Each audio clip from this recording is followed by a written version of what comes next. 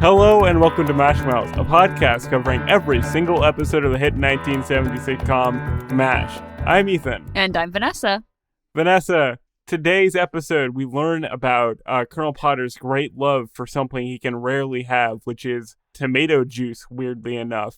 So I wanted to ask you, if there's one food that you would be deprived of, what would you miss if you couldn't have it anymore? Honestly, this is a pretty basic answer, but I am Italian after all. So I would have to say macaroni and pasta. Oh, wow. Because it's just truly my favorite food. I could eat it day in, day out. No, there's so many variations.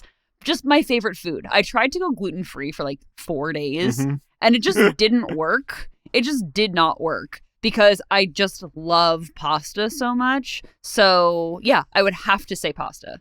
Wow. That's a very Vanessa answer, I think. I saw that coming a mile away. I'm not as big into pasta as other people. I don't know if that's something weird about me. But if I was deprived of one food, and I'm going to say very New Jersey over here, pork roll and cheese. If I couldn't have a pork roll and cheese anymore, I would be devastated. And the thing is, it's only in New Jersey. So if I move out of state, I'm ruined.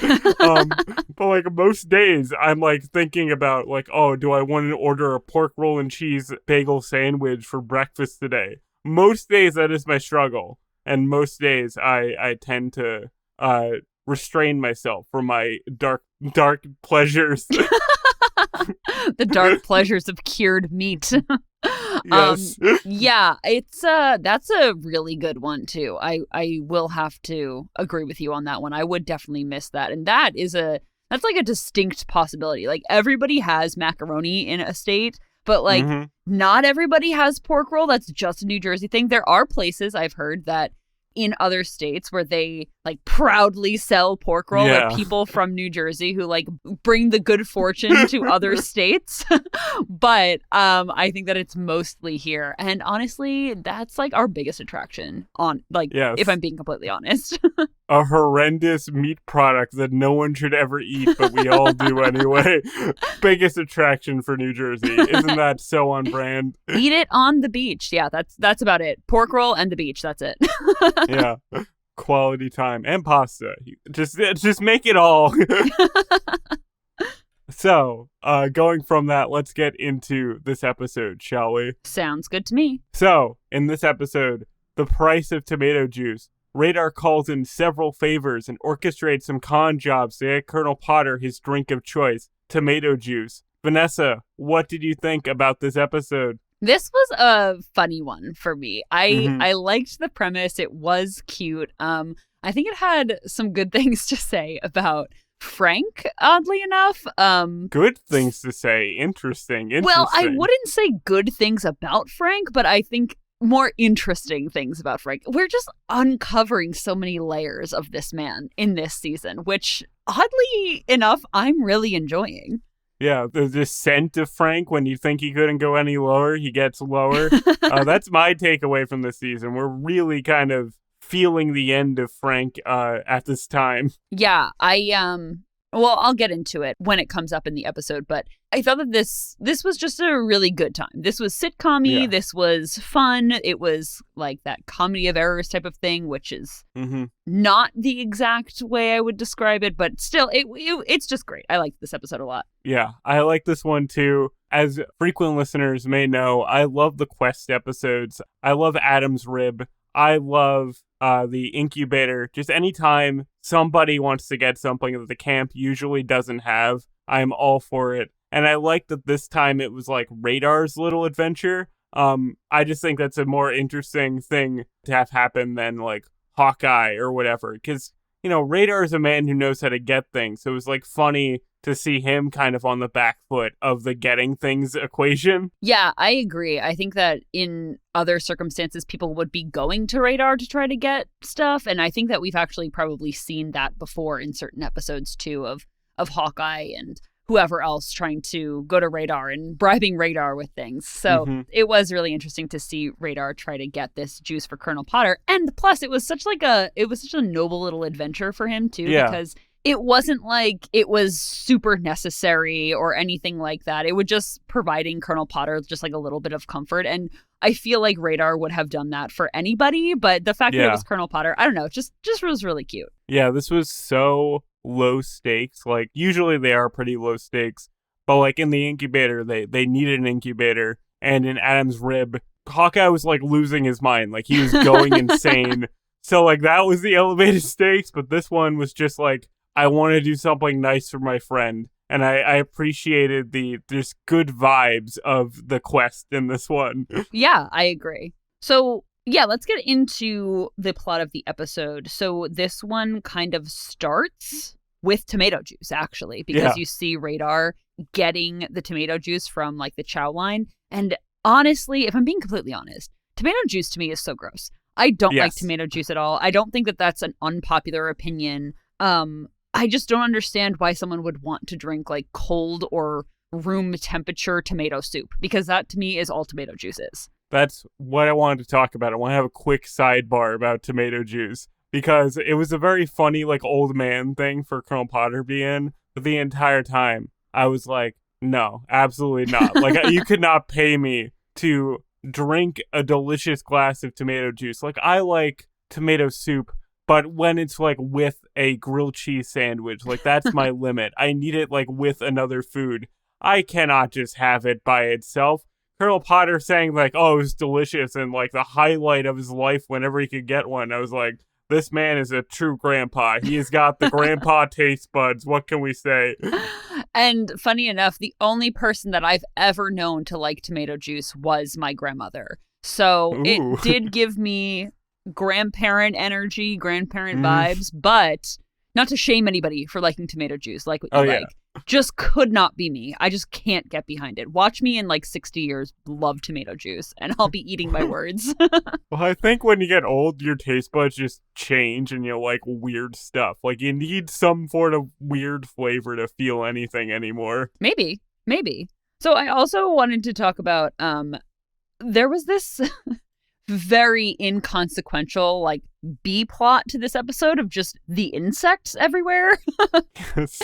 And I really liked how it was established that BJ was the insect officer, because why do they need an insect officer? That's so strange to me. Yes, I enjoyed this B plot because it went nowhere. They did not solve the bug problem, but it was like just funny that throughout the episode, everybody was like swatting at flies that you don't see. I don't know, that was just like a nice little texture and nice little world building. Because like, yeah, sure, when you're in Korea, you're surrounded by flies. Why not? Let's make that the plot of the episode for a brief occasion.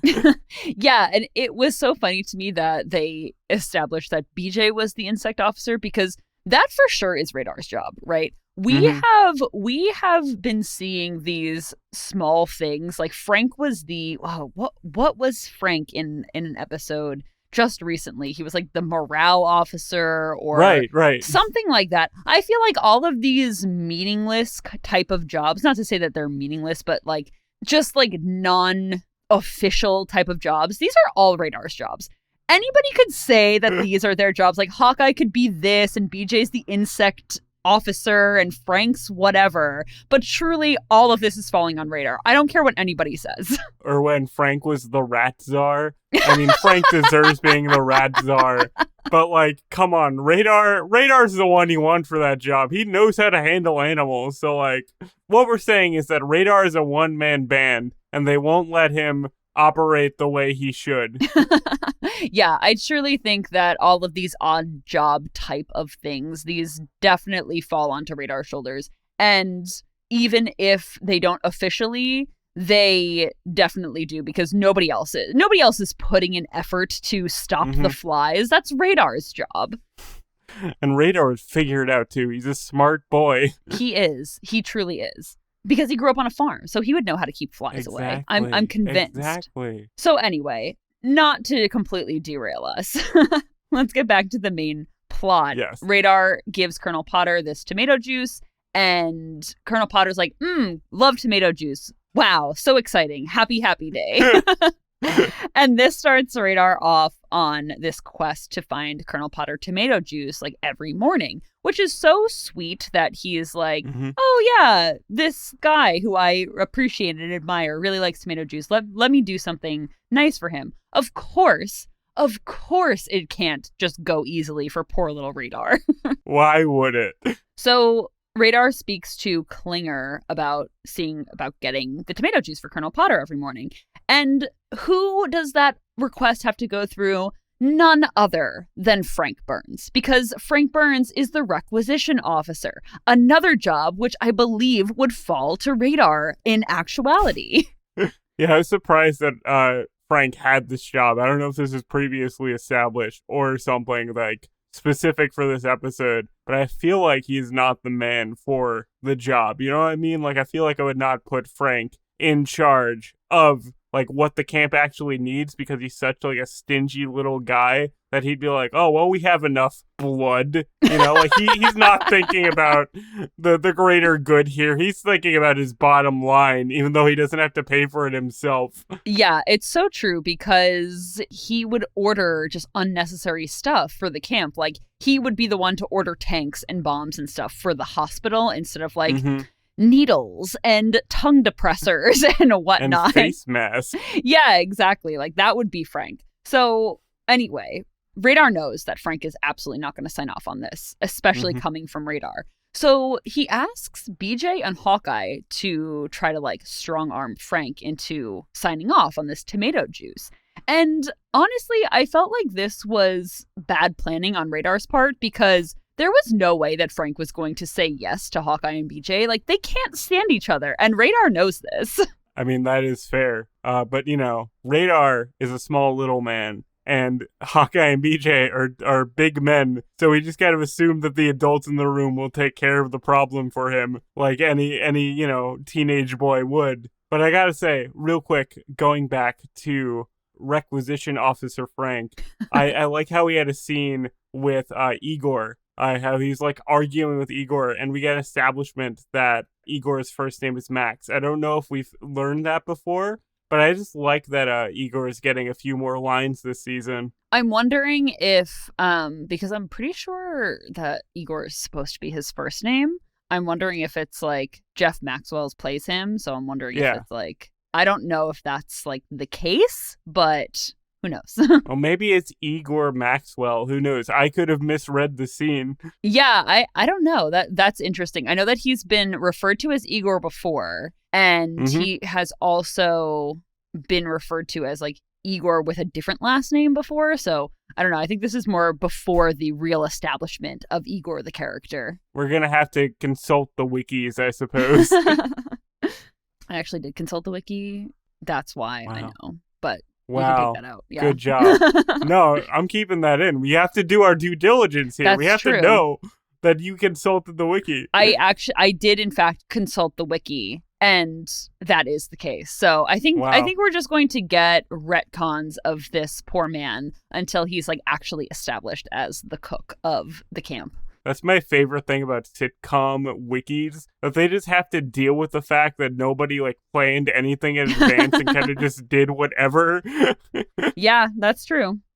So it's funny that you say that Radar would like go to Hawkeye and BJ and be like, the adults in the room need to handle this situation. Because Radar said something really interesting in this scene. I don't know if you caught it, but he's like, oh, if my little brother had lived... Right. Dude, he would be like you guys. So this is truly the season of just developing random backstories for these characters. And I'm loving it. It's giving me so much life. Dude, this little joke was insane to me because it was so dark. And like, he was just talking about it. I mean, obviously he's like dealt with it, you know, like he's in his life has made peace with this fact of his little brother. But I love that he threw this out there, and there's like this super awkward like beat where both Hawkeye and BJ are like, we don't know how to respond to that information. And then I think Hawkeye just goes, oh, that would be a nice trick if we were like your older brother. It was, or younger brother, truly one of the most bewildering little segments of this episode. I wanted to know so much more about Radar's family history at this point. Yeah, it's so interesting because, I mean, I know that Radar, in a recent episode too, he said something about having a sister, and that's also kind of written out of the show. He's discussed as an only child later on. So I don't know, that's just like really interesting. And knowing the way that Radar leaves the show also makes that really interesting to me for reasons that I won't get into now because I don't want to spoil anything for you. But it's so, I don't know, just these like throwaway lines that add so many layers to these characters are really doing it for me this season. Yeah, I can feel that. It was a very fun little addition that they just absolutely blow past. I need to know more. I need to consult the wiki. So, in his quest, we kind of learn that in order to get requisitions, Frank actually wants something in return. He wants a pair of nylons. And like that, of course, snowballs into other requests from other people. But what do you think about the nylon request? I thought it was kind of odd. So to give some context, Hawkeye and BJ kind of trap Frank in the shower. And they say, okay, what's it going to take for us to get this tomato juice for Colonel Potter? And I thought it was, first of all, just really interesting that Frank kind of expressed his dislike of Colonel Potter here. Yeah. Because originally I was thinking that if Radar just asked Frank for the tomato juice and said it was for Colonel Potter, Frank would just immediately relent because in previous episodes, we have known Frank to be kind of this like bootlicker, ass kisser kind of guy for generals and general military type guys. And the fact that he's not with Colonel Potter is really interesting to me because I think that it's a little bit like animosity from when Colonel Potter took over from Frank's command when Henry left. So it was like really, really funny and interesting for me to see that Frank actually doesn't like Colonel Potter all that much. So yeah, I don't know. I definitely thought that this scene was really good and interesting, actually. The drama. You're right. I didn't think about how it would be more like resentment for Colonel Potter usurping Frank as camp leader.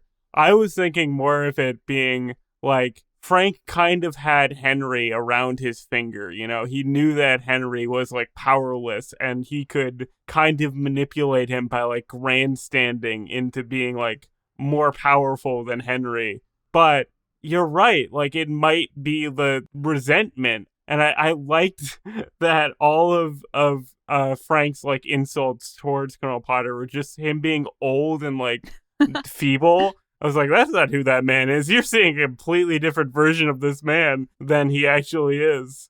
I don't know. I just thought it was so interesting because I know that in the last episode or the mail call episode, Frank was kind of trashing Colonel Potter. And I guess that should have been my indication then that he wasn't like really into him or like didn't really like him all that much. But Frank was also very upset in that episode because of the letter from his wife. So I kind of took it as, oh, he's just like saying stuff because he's angry, right? And then in this episode, you kind of get that confirmation that he wasn't just saying that stuff about Colonel Potter out of anger, you know?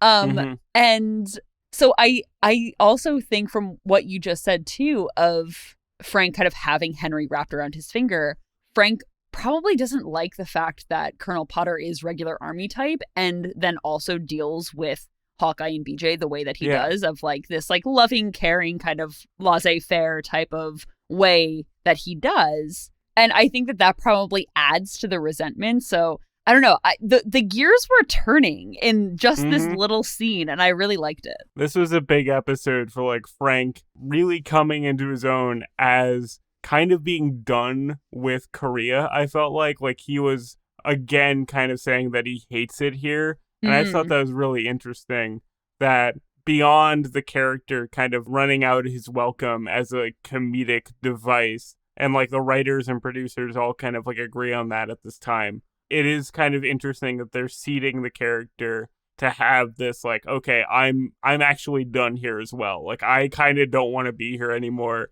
I can't manipulate the guy in charge anymore. My girlfriend just makes me angry anymore. I don't want to be here, man. Yeah, I want to put a pin in that and come back to that in a later scene with Margaret and Frank. Mm-hmm. I actually have a lot to say about that. Because Of course I do, right? But this scene also has the furthering of the plot with Frank saying he wants a pair of nylons in exchange for signing off on the requisition for the tomato juice. And he makes a point to say that they're not for Margaret.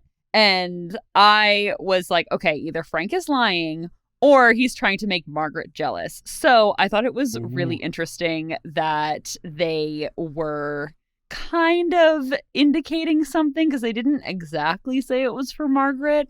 So I thought that was pretty funny too. Right. They never actually do say what he wants the nylons for, right? Yeah, I think that it's kind of implied that they were for Margaret, right? But I think that this is just more indication that they're kind of on the outs here. See, we could interpret this with the bug thing and say like he wanted to make like a weird bug shelter, but I'll take your more character interpretation of him being on the outs with Margaret. Because, oh boy, is he. Honestly, though, it definitely could be, like, netting purposes. Yeah, that's kind of how I took it. Because I was like, the bugs have to mean something. And they kind of don't. No, they don't. Spoiler alert for this episode. They really don't mean anything. So, of course, who do the boys go to get the nylons? Klinger, of course, because who else would have just a pair of nylons hanging around? Never mind that there are a million nurses in this camp who presumably could have women's clothing on their own person. They have to deal with Klinger, who, of course, is always scheming and always wants something in return. Hawkeye could not turn on the charm and woo a woman into giving him, like, a pack of nylons. I wonder... No, I don't know, because I think that nylons are more or less obsolete. Ooh. I know that they still exist and whatnot, but not in the same way that they were popular back in the 1950s. Yeah. But I'm wondering if nylons were, like, a big get, you know? They must have been, because Frank was like, I need a pair of nylons. And you're not just going to Kohl's and getting nylons. Well, at least not in Korea. Maybe in the United States they're like everywhere, but Maybe. You know, Korea, it's another acquisition problem where it's like, is this a luxury or a necessity? That's and I true. guess maybe it's not a necessity. That's true. I'm just wondering how like expensive nylons were back then and how much of like a get it would be in Korea, you know? Anyway, that's just an aside. I was very interested in that little like older tidbit. Wait, can I say one thing? Go ahead. By the way, with our constant acquisition issues, when they want something that is not normally in the camp, Klinger somehow has a workaround for this because he's always buying stuff from the Sears catalog and all that. So I'm like, how does he get this? But we can't get tomato juice for like, he could buy all these fancy dresses, but like, we can't get food? Deranged. Well, to answer your question, actually, so Klinger has established, and this is true, that it took a long time for him to like get those things. Okay. So it's he would a collection that he's built up. Right, exactly. So he would order from the Sears catalog and have to wait like 6 months to get the stuff. And then, but like with food, of course, that it's not going to stay good. So dresses are not going to expire. I mean, fashionably wise, they might, but they're not just going to expire like food. So honestly, like that is kind of why, but I see your point. They should probably be able to get more food. Well, that's fair. I did not think about Klinger's patience. Maybe he is truly a fashionista and like plans months in advance of what would be in style by the time he gets it. Well, honestly, I'm pretty sure that they've established already that Klinger knows how to like sew and stuff. Like he makes his own clothes. So maybe he got really fed up with waiting and that's why he doesn't order so much from the Sears catalog anymore. He just makes his own dresses and whatnot. So I love our Klinger lore, how we're always building up this man to be the most talented, like, weird little fashion guy in the world. he is. That's just the character, though.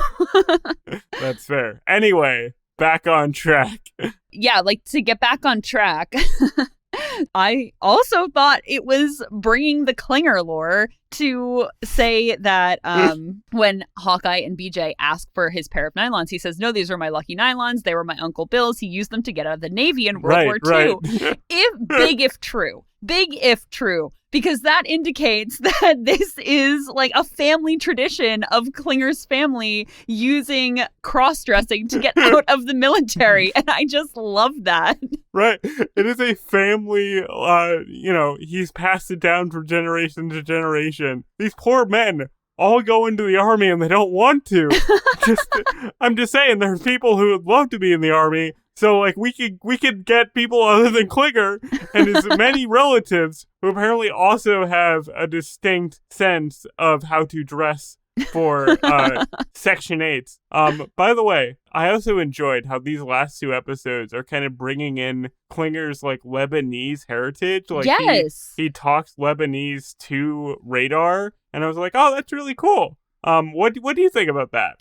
That's something that I noted as well. I thought that was really interesting because I don't feel like you get a lot of that in these older sitcoms of somebody speaking like a foreign language and being a main character. You know what I mean? Not to say that it never happened, but I feel like it was less so. Like if a character was, Americanized, like they were American. You know what I mean? So It's really interesting to see Klinger bring in his Lebanese background. Yes, it is really cool. And like last episode, they talk all about his like brothers and their Lebanese heritage and all that. I guess as the show's gone on, we've got more acquainted with like Jamie Farr as a person. They're like writing more of him into the character. And I just like when that happens with sitcoms, when they're like confident to bring in these like new elements that like make the character, closer to the actor and closer to like a real person. Yeah, and I loved that Jamie Farr was playing Klinger and Klinger was supposed to be Lebanese. You know what I mean? I feel like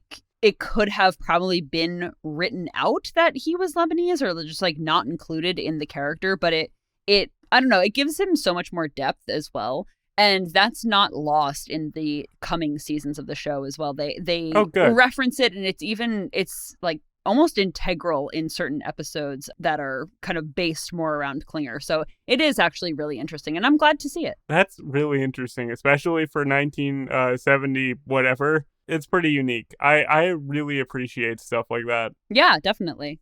So to go from Klinger, since we've talked about him ad nauseum. Yes, as we always do. As we always do, because he's a great character.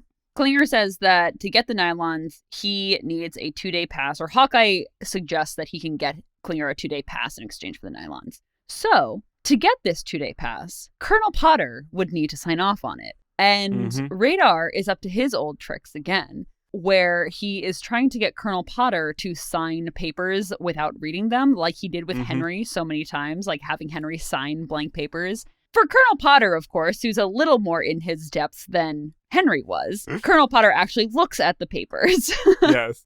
And is like, I don't know if Klinger needs a 2-day pass, but eventually he does relent and gives it to him. Or I should say is more willing to sign off on the 2-day pass.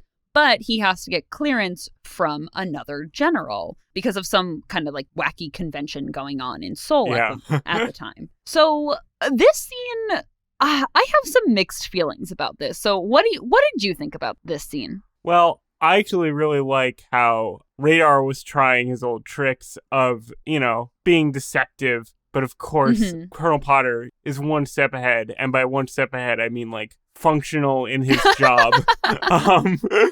So I enjoyed this like callback to the Henry days that like that kind of Radar antic isn't gone. He just hasn't tried it in a while. And the reason for not giving Klinger like a 2-day pass is that like he's been AWOL like 4 times this month. And Radar's argument is, yes, he's been AWOL. That's because he's going insane. So he like needs the break, But can I say, with this bit, when they call General Barker, I believe is his name, we get a Margaret classic, which is that she's had a relationship with everyone in the higher rank. And I was like, oh, okay, we're back to this. Like, I know that you are not a fan of this aspect of Margaret's character, but it kind of made me feel like warm and fuzzy inside, like nostalgic for the early days when they would like really lean on this one. Every episode would have a new general come in and have like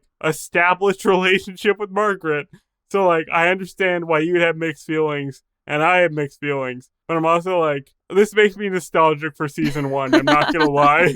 Yeah, I didn't like really love this for all the reasons that you've already outlined. Basically, we all know my feelings about that, but I liked this next scene coming. So I don't know if we established enough context for this. The general says that he is willing to sign off on this pass for Klinger if he can have Margaret come down for the weekend for this convention that's going on, and be his guest, so he says. Mm-hmm. I found it personally a little bit skeevy, but we don't have to go into all of that because I've definitely talked about how skeevy I find that in previous episodes. Yeah. What I liked about this, though, was that Colonel Potter was almost like skeeved out for Margaret, you know? Oh, was he? I didn't even pick up on that. Yeah, so like I don't know if the writers intended for it to be like he was kind of duping Margaret into saying yes, or saying like, oh, I know that you'd never want to do something like that, or you wouldn't, like, you know,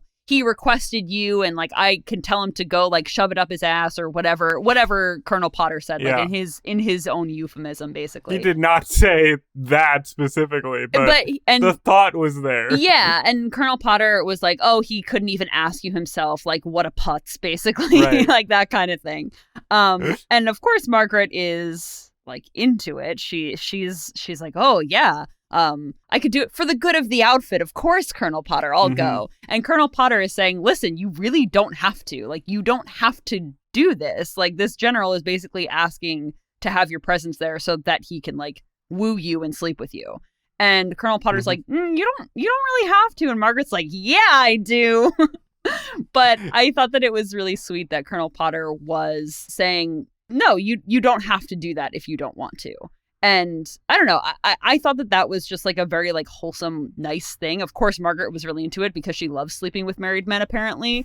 That is her thing. She hates that she loves it, but she does. But I was also thinking as well, like, obviously Margaret would be into this because there is going to be this convention with a bunch of like military people and high ranking people. And that's what Margaret wants. Like, that's the room that she wants to be in. And unfortunately, people want her there to sleep with her, not because of her accomplishments as a good nurse, but of course she wants that because that's like who she is at her core. She wants to be in the room where it happens, basically. Yeah, she wants to be taken seriously, but that's all like mixed up.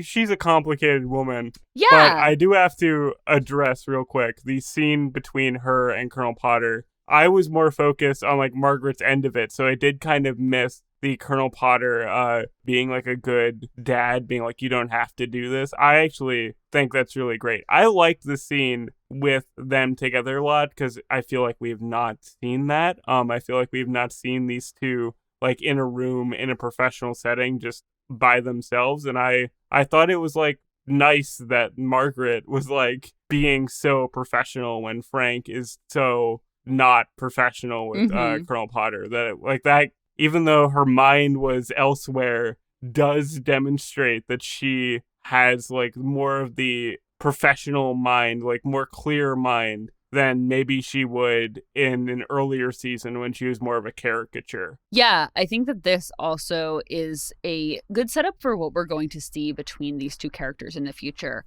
I know that you didn't watch this part because it was a spoiler, but in the new special about MASH that just came out, there was a piece of Loretta Swit talking about her relationship with Harry Morgan, and in the end when the two characters are saying goodbye to each other, and how emotional she felt with that scene, because the characters were really close in the show, and then she was also really close with Harry Morgan. So I think that this is just indication of kind of like what's to come between the two of them. So it's cool that you picked up on that. That's great. I love to hear that. I basically like any scene with any of the previous main cast with Harry Morgan here. I think it's a very interesting new dynamic compared to like Henry. Anytime he's like with anybody, it's just such a like kind presence that I'm like, give me more of just him and someone else on their own. I want to know what he's like just with BJ on his own. You know what I mean? Give me more of these scenes. Well, you certainly will be getting them in the coming years because we do have a lot more show to cover. Yes, that's exciting. So right after this scene where Colonel Potter is like, hey, Margaret, you're such a champ for sleeping with this married old general guy. Right. Margaret starts to get ready to leave, and Frank is kind of throwing a fit. So I guess they're not as much on the outs as I thought that they were, but I think that it is pretty interesting that Margaret is more drawn to this than she necessarily would have been in previous seasons where her and Frank were like going strong. You know what I mean? Oh, sure. I agree. This was the scene where I was just yelling at my screen for them to break up already. Because clearly they no longer make each other happy. It is an obligation on both ends. Frank doesn't want to be alone, and Margaret doesn't want to be mean to him, I guess. There's no joy in this relationship anymore. So that's my experience with the scene. Yeah, I totally agree with you. And I think that this is what I was talking about before when I said that I thought that it was interesting with Frank's character, and it echoing what you said before too, of Frank just kind of being done with Korea, you know what I mean? And being done with the war in general. Because Margaret establishes like, listen, Frank, I'm going, screw you. And then he shoots back, oh, well, I'm happily married. It's just like, okay, sure. I'm so sure that you're happily married, Frank. Whose wife wanted a divorce in the last episode. Okay, sure. Like literally 6 days ago. So he comes at Radar, and of course Radar has the nylons for him, and he says, oh, I don't care. I hate this war. I hate Korea, this, that, and the other thing. And Frank has expressed contempt for Korea before, but more in like a xenophobic way. And now he's expressing it as like literally being done. Like you said, he's just over it. And I really feel like he's starting to get sick of the 4077 because he's losing Margaret in that way. Like, She kind of made it bearable for him, right? Like, he didn't enjoy being there. He said he enjoyed being there for, like, this false sense of patriotism. But it was kind of like that was the front for being able to, like, be with Margaret and, like, enjoy the time away from his wife and all his responsibilities and his family and stuff like that back in Indiana. And now that he's losing that, he's kind of just like, I don't want to be here anymore. This isn't fun for me anymore. So I thought that was just like super, super interesting to see the progression of that. Yeah. And that combined with what I was saying earlier with Colonel Potter, where he no longer can have control over the camp like he could with Henry.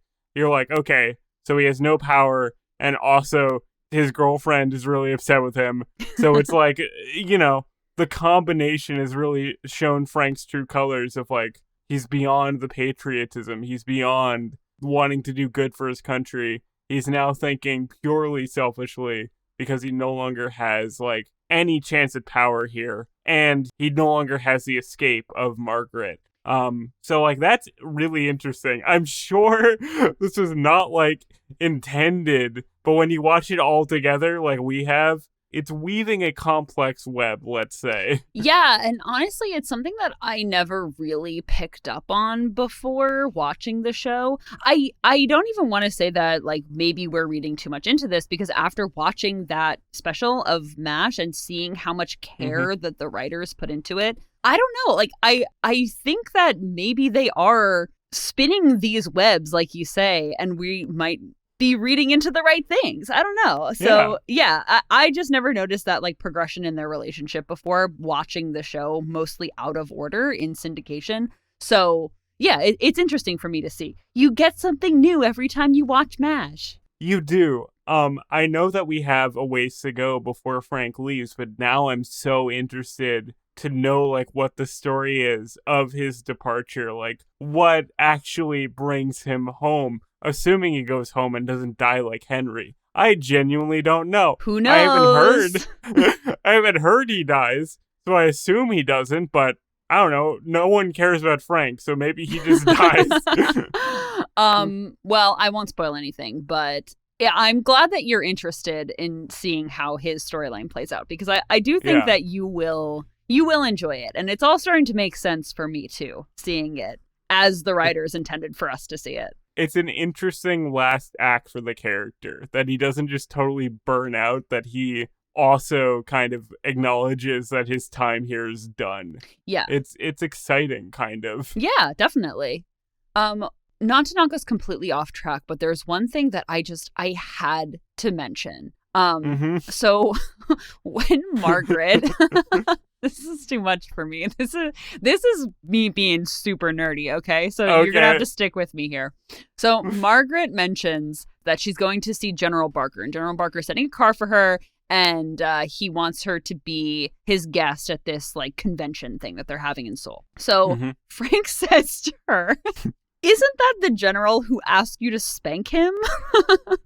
And Margaret says, "No, I know 2 General Barkers." And I was like, because I know that they've mentioned a General Barker before, right?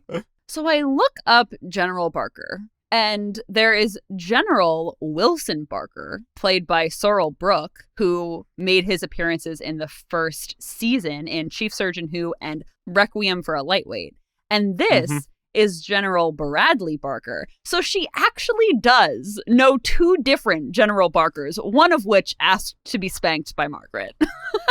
That is the most, like, current day retcon I've ever heard. Like, I'm so surprised that, like, that was legit and not just, like, a throwaway gag. That there is 2... That's so funny. Like, did they get fan letters about that? I need to know. Because that's just purely a fan question type of thing. I need to know. Yeah, it is in fact 2 different General Barkers. So wow. You're welcome, everybody. That is, I mean, I think you only can get that from this podcast specifically. I know there are a number of MASH podcasts out there these days, but I feel like we're the only ones on the ground floor of this true nerdy nonsense. Tune in every week for my nerdy ass, like, for my nerdy takes on MASH and the things that I remember. Oh boy. That's so funny. I love that's a pure wiki thing, and they didn't even have wikis back then. Anyway, to get back on track, I apologize. I really had to go on this really nerdy rant. Don't apologize. This is what our show is designed for, to get your nerdy musings of MASH out. So, anyway, back in the swamp, where they are trying desperately to kill bugs, and Hawkeye is, in fact, spraying poison to try to kill the flies that are around him, which I think might be a health hazard. But anyway. It was the 50s. They didn't know anything about health hazard back then. Which I was like, okay, maybe this isn't poison. And then I was like, wait a minute. It's the 1950s. This was definitely poison. All of it was poison. Spraying it in BJ's mouth? Not good. You don't see it, but I'm sure these boys smoked like there was no tomorrow. Yeah. Because, of course, although they are doctors. But who knows? Who knows? It was not a good time for your health. There's a reason why everyone from old pictures looks 20 years older than people today. Yeah. So not great for health purposes. But anyway, back in the swamp, Radar is really upset because he really wants to get this tomato juice for Colonel Potter, because that is the point of this episode. Tomato juice. Lest we forget. About that. Yeah. So Hawkeye says the only way for them to get Frank to sign off on this tomato juice requisition is to get Margaret to not go to General Barker's convention, little shindig. So the plan that they concoct, I felt, was quite mean. This was a Shakespearean level, like, double cross kind of thing. Yeah. It was pretty mean, because so what they do is send Radar into Margaret's tent as she's getting ready to leave with flowers and a note from Frank. Frank in quotes. Mm-hmm. And apparently the note asks Margaret to marry him. But this note is not from Frank. It's from Hawkeye. And I was really mad at Margaret because I'm like, girl, you don't know Frank's handwriting by now? Come on. Seriously? That's fair. Although, maybe Hawkeye is a master forgerer. Who knows? He could have that skill. I actually believe that he does. Never mind. That is my official headcanon, that he has known how to forge Frank's signature specifically, just for fun. Honestly, I could see it because doctors are notorious for having bad handwriting. That is also true. I'm assuming that it's just indecipherable for all the doctors. It's just bad. So maybe. Okay. All right. I can get behind it. Sure. So she was trusting that it said, "Will you marry me?" Yeah, honestly. So then it's this whole big comedy of errors type of thing where what even happens? Can you describe it, Ethan? I feel like I've been talking way too much. I can barely describe it. Like I said, this is very Shakespeare level comedy of two characters not properly communicating with each other because Margaret writes a letter back to Frank, kind of being like, yes, of course. And poor Frank has literally no idea what she's talking about. So it's this big back and forth where it's just it would be so much easier if people actually expressed literally anything to each other, but they don't. And it all blows up. Yeah, that's pretty much it. Yeah, I think that's a pretty good explanation.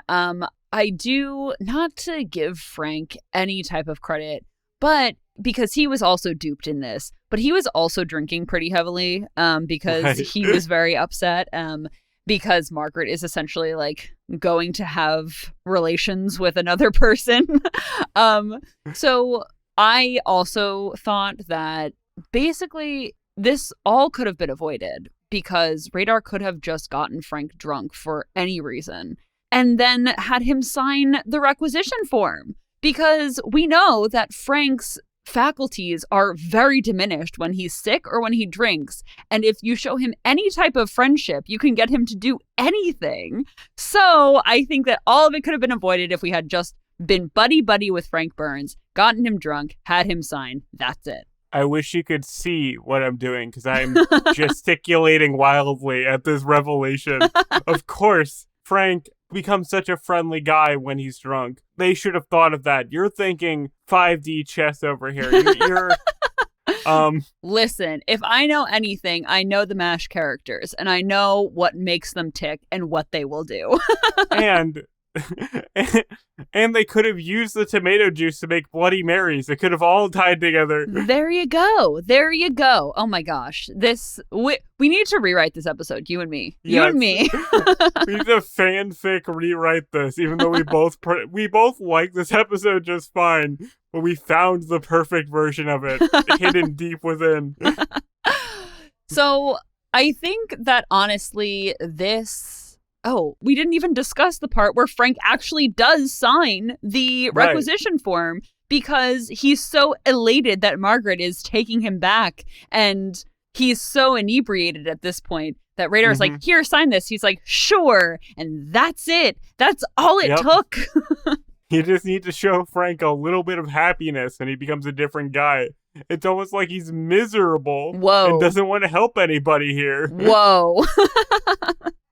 So anyway, at the end of this, Frank signs off on the requisition. They get the tomato juice. Radar pours the tomato juice for Colonel Potter, sets the beautiful glass of tomato juice down on the table, and Colonel Potter says, "Oh, no, thanks, Radar." Radar says, "What? This is tomato juice. You love tomato juice. We just went over this yesterday." And Colonel Potter says, "Oh, I remembered that I am in fact allergic to tomato juice. My face puffs up. I can't breathe.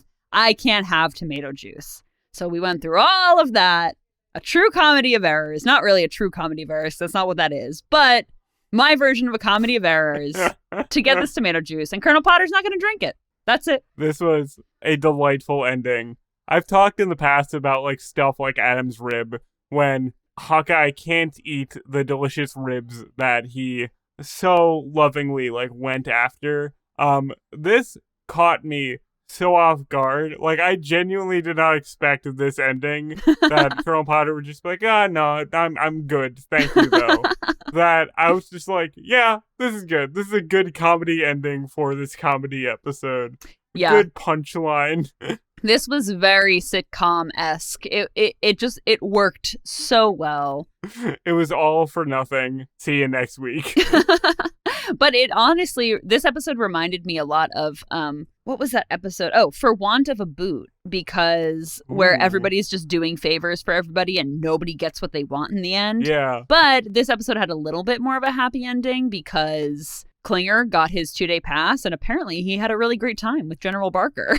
Love this joke because General Barker, of course, is expecting Margaret, but apparently when Klinger shows up, it's a night on the town with the boys. You know, it just becomes like a good time, and I love to hear that. I love anybody having a good time off screen. What can I say? Hey, Klinger might be closer to that Section 8 than he thinks. Maybe. He's got friends in higher places now. Ooh, and apparently someone's like hitting on him the entire time, and like. That's a whole can of worms we can't get into right now. Wow, so much to unpack, so little time. I know, we're already an hour in. So that's basically the end of the episode. So, Ethan, did you have any favorite lines to come out of this episode? I have one. There's a lot of good banter in this episode. Let me say that right now. A lot of good, like, dialogue. But one line, like, really stuck out to me in the way of, like, you know, that I could express in this segment when Frank is explaining all the horrible things that BJ and Hawkeye do to him on a daily basis, you know, like putting things in his underwear, basically. And then BJ just very frankly says, we like to send threatening underwear. That's a great line. I just love that so much. That was such a good one. And in that scene, too, there was one part in that scene where Hawkeye and BJ kind of like invade Frank's shower and BJ puts his arms around Frank and you can see Larry Linville trying not to laugh and it's so funny. That was probably my favorite scene of the episode. But I need to rewatch it. It was so good. I actually went back 2 times and I watched it again. Wow. My favorite line comes out of that scene as well, where Frank is talking about how much he doesn't like Colonel Potter and why he thinks that he's like overly mean to him when Frank Burns is just the meanest person ever. Mm-hmm. And Frank says, last month he said my brain had a Charlie horse. And that there was more to it, the line, but that is just beautiful. That's just a great way to describe Frank Burns to me. That's a great insult because it's also like, you can't just say that about anybody. You know, it's got to be somebody like Frank Burns. And the rest of the line was, kick him in the shins. He'll get a headache. Oh, my God. So good. We do like that Colonel Potter does not care for Frank at all and not makes no illusions at all. Not at all. So, Vanessa, do you have any trivia for us this week? This is a pretty light episode guest star-wise. I'm wondering what might have come up. So I don't have any real trivia for us this week because, like you said, there weren't really guest stars to really go into. But one thing that they mention in the episode when, in the very beginning scene, when Hawkeye is reading the newspaper, Hawkeye mentions that the Empire State Building was sold for $20 million.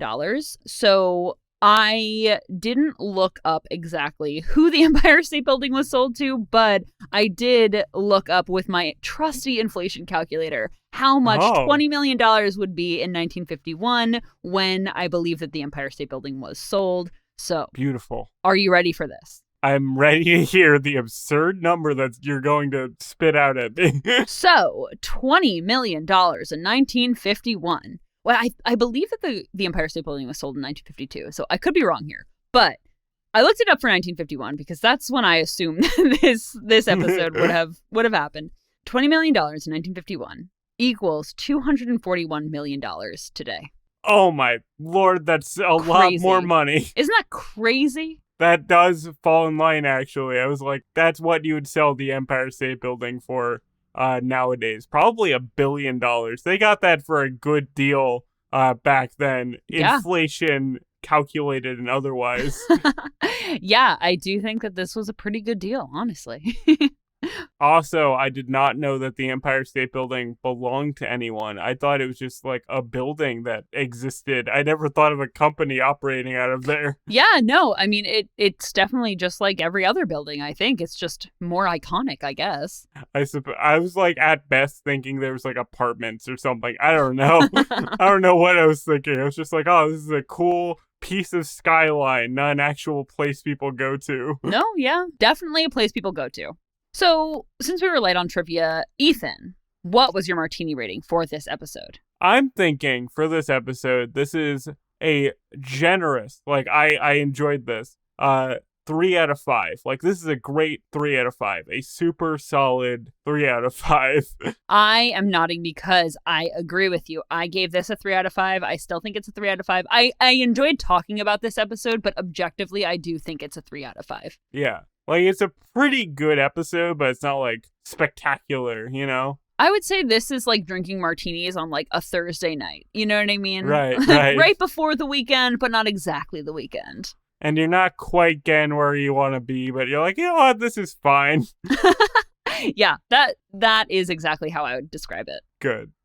So, just to wrap up, we'd like to give thanks to Jacob Friabauko for being our technical consultant, Vanessa's sister, Melissa, for awesome cover art, and, of course, our listeners. Links to our music, social media, and contact the show are in the description, as always, and join us next week for Season 4, Episode 17, Dear Ma.